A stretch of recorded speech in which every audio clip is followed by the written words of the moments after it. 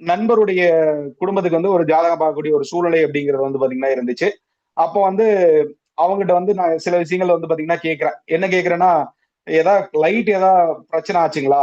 Light சம்மந்தப்பட்ட ஏதாவது வந்து பிரச்சனை ஆச்சுங்களான்னு சொல்லி கேட்கிறேன். இப்ப அவங்க இல்லைங்க. இல்ல ஏதாவது ஒரு லைட்டாவது ஒண்ணு போயிருக்கணுமே! அந்த மாரி வந்து கேட்கிறேன். இல்லைங்க நார்மலா லைட் எல்லாமே நார்மலா இருக்கு. பக்காவா இருக்குன்னு சொல்ட்டாங்க.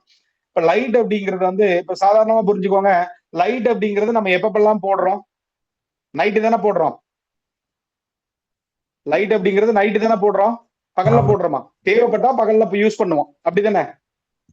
ஆமா, தேவைப்பட்டா நம்ம வந்து பகல்ல யூஸ் பண்ணுவோம். தேவையில்லாட்டி மேக்ஸிமம் நைட்ல தான் நம்ம வந்து யூஸ் பண்ணுவோம். அப்ப லைட் அப்படிங்கிறது வந்து சந்திரனுடைய காரகத்துவத்தை முழுமையாக வந்து பிரதிபலிக்குது அப்படிங்கிறத தெரிஞ்சுக்கணும். அத நோட் பண்ணிக்கோ.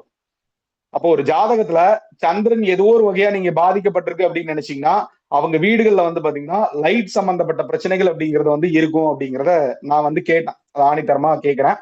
அப்ப அவங்க பொண்ணு வந்து என்ன சொன்னாங்கன்னா, இப்ப எனக்கு ஒரு சின்ன விஷயங்களா இருந்தாலும் நம்ம வந்து கத்துக்கணும். சின்ன பொண்ணுகளா இருந்தாலும் நம்ம வந்து கத்துக்கணும். இந்த சின்ன பொண்ணு என்ன சொல்லுச்சுன்னா, "அப்பா நம்ம வீட்ல அந்த பேட்டரி வந்து யூஸ் ஆகாம இருக்குல்லப்பா. அது வந்து ரிப்பேரா இருக்குல்லப்பான்னு" சொன்னாங்க. அப்ப எனக்கு ரொம்ப ஷாக் ஆயிருச்சு. ஏன்னா நான் யோசிக்கவே கிடையாது.